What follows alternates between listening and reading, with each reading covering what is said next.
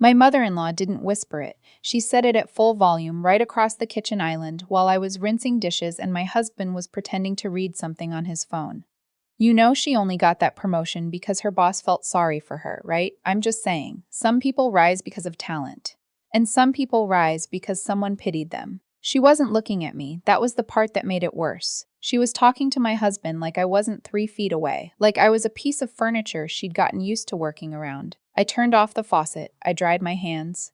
I smiled at nothing in particular and said I was going to take out the recycling. Outside, in the cold driveway of a house I had helped pay for, I stood next to a blue bin and looked up at a sky that had absolutely nothing useful to say. My chest felt like something had been sitting on it for a long time and I was only just noticing. That was 18 months ago. At the time, I told myself it was one comment, one bad evening. Every family has its friction. The thing about friction, though, is that if you ignore it long enough, it doesn't go away. It just burns through the thing it's rubbing against.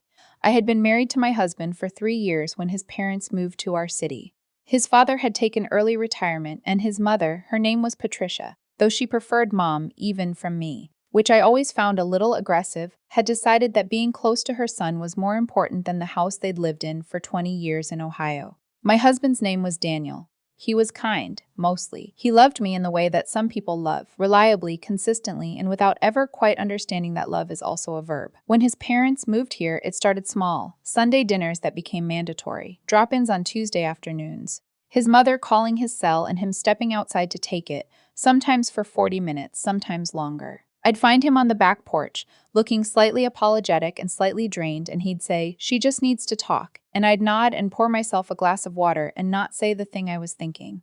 The thing I was thinking was, she calls him more than she calls her own friends. She calls him when she's lonely, when she's bored, when a neighbor says something that bothered her, when a recipe didn't turn out right. She calls him and he answers every single time, even on our anniversary dinner, even when we were in the middle of a conversation, even once when we were at a friend's wedding and the ceremony hadn't even started yet. I didn't say any of that. I was a good daughter-in-law. I brought dishes to Sunday dinner. I asked about her garden. I remembered her birthday. I organized their housewarming and stayed until midnight, helping clean up, and went home with aching feet and a smile that had stopped feeling real somewhere around hour 4. My job was the kind that looks impressive on paper. I worked in corporate communications for a mid-sized pharmaceutical company. I was good at it. I had been promoted twice in 4 years, and both times it was because I had done things that were measurably, documentably excellent. A crisis communications plan that kept a product recall from becoming a PR catastrophe. A rebranding project that I had taken from brief to launch without a single missed deadline. My salary was comfortable. Not extravagant, but comfortable enough that when Daniel's startup had a bad quarter and then a worse one, it was my paycheck that kept us in our apartment, my health insurance that covered us both, my savings account that we quietly drew from when rent came due, and his business account was running thin. Nobody said thank you, not formally. Daniel said it sometimes in the way people say it when they're also a little embarrassed. His mother never said it at all. What she said instead was, "You're lucky you have such a flexible schedule," she said. "I imagine it helps that your company values work-life balance," she said. "Daniel tells me you have a good boss. That makes such a difference." Every compliment pointed somewhere other than me.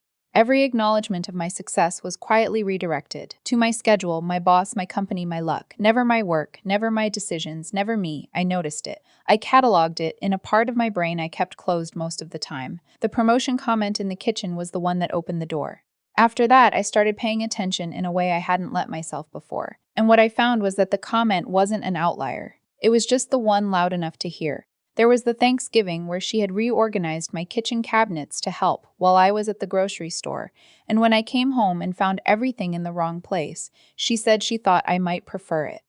There was the birthday party my friends threw for me, where she called Daniel 3 times during dinner, and he stepped out twice and came back with that familiar, slightly apologetic look, and I sat across from my best friend and watched my own birthday become a thing I was attending. There was the Sunday dinner where she asked me, in front of his father and his aunt who'd come to visit, whether I was planning on going part-time once the kids come, as if we'd discussed kids, as if we'd discussed anything, as if she had a seat at that table that I had somehow missed giving her. I said, "We haven't really talked about that." She said, "Well, don't wait too long," and laughed, and moved on to the next topic. I got very good at moving on. The thing that finally made something shift in me was not dramatic. It was a Tuesday. It was a regular Tuesday in March, and I had worked a 10-hour day and come home and started dinner because Daniel was at a meeting. And his mother had let herself in. She had a key, which had happened gradually and which I had never exactly agreed to. And she sat at my kitchen table and watched me cook and said, I think Daniel's been a little stressed lately. He needs someone steady, someone who doesn't bring her own problems home. I kept stirring. I did not turn around. I just mean, she continued, in the voice she used when she was doing me a favor, that strong men need calm homes. It's not a criticism. I just know my son. I said, She said, I raised him after all. I put the spoon down on the rest. I turned to face her. I looked at her for a moment in a way that I don't think she expected, because she stopped talking, which she almost never did. I said, Thank you for the thought, and I turned back to the stove. That night, after she'd gone, and Daniel had come home and we'd eaten dinner mostly in a comfortable silence, I sat in the bathroom with the door locked and thought for a long time. I thought about what I was doing, not in a dramatic way, just practically. I was financially supporting a household. I was emotionally supporting a marriage. I was socially performing at family events. I was professionally excelling. And I was doing all of it while being slowly, consistently told that I was not quite enough, not quite right, not quite the picture of what this family needed. I thought about the lease on our apartment. Both our names were on it, but I had put down the security deposit from my account. When Daniel's was running thin, I thought about our joint expenses account, the one where I transferred money every month, $1,500, sometimes more, to cover shared costs. Groceries, utilities, his parents' anniversary dinner that I had organized and quietly paid for when his card was declined at the restaurant and we'd laughed it off and I'd covered it without making it a moment. I thought about the gym membership I had added him to on my account 2 years ago and never taken him off of. I thought about the car insurance bundle where I had added his vehicle because it was cheaper that way, and I had never unraveled it.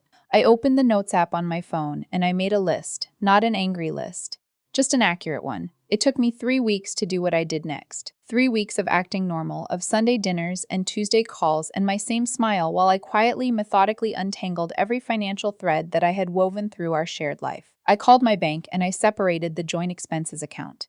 I moved my contributions to a personal account. I set up auto pay for my half of the rent directly to the landlord, something I confirmed was allowed under our lease, which I reread carefully one Sunday morning while Daniel was on the phone with his mother. I removed his car from my insurance policy.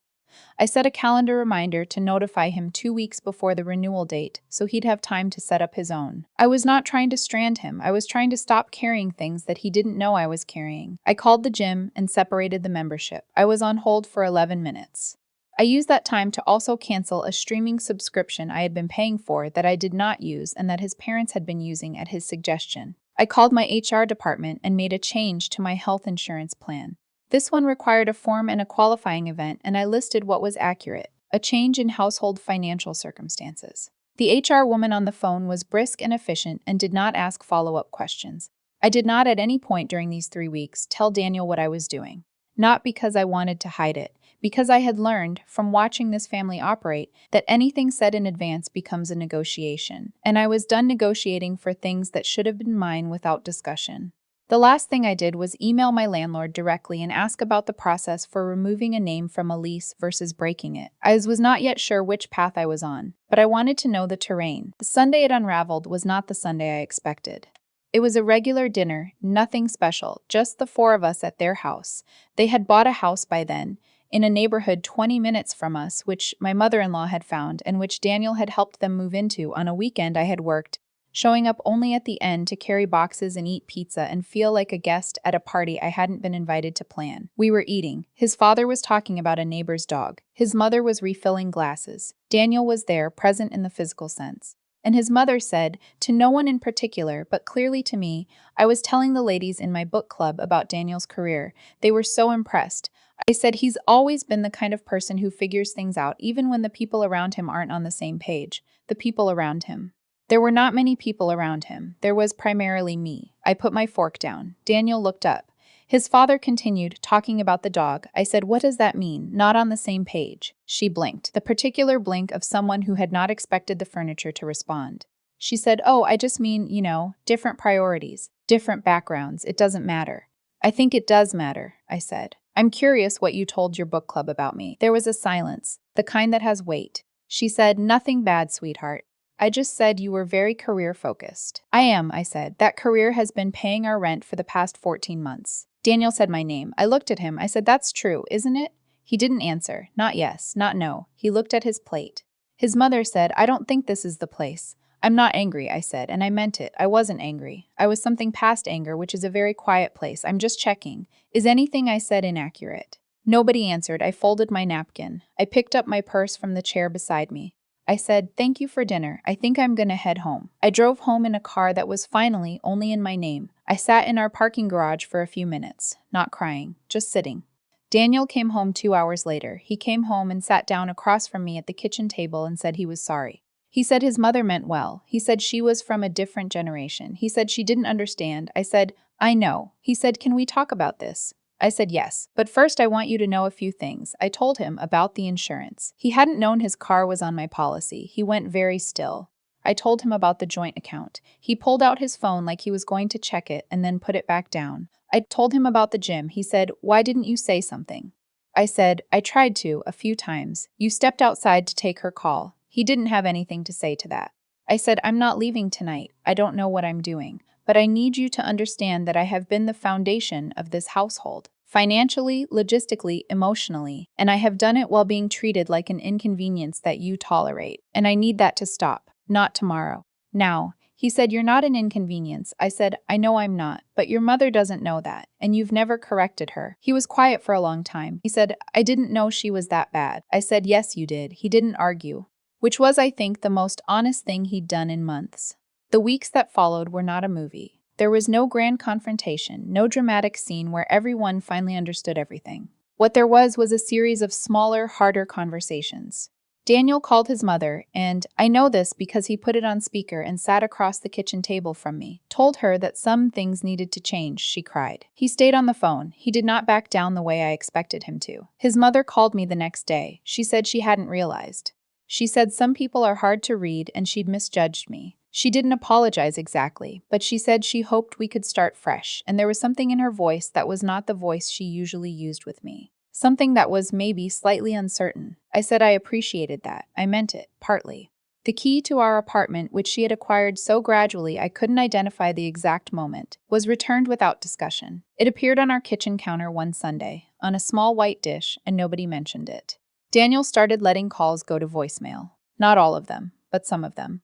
The first time he let her call ring out while we were eating dinner, and he didn't move for his phone. I noticed but didn't say anything. It felt like watching something repair itself. Slow, uncertain, but moving in the right direction. I didn't take his name off my gym membership yet.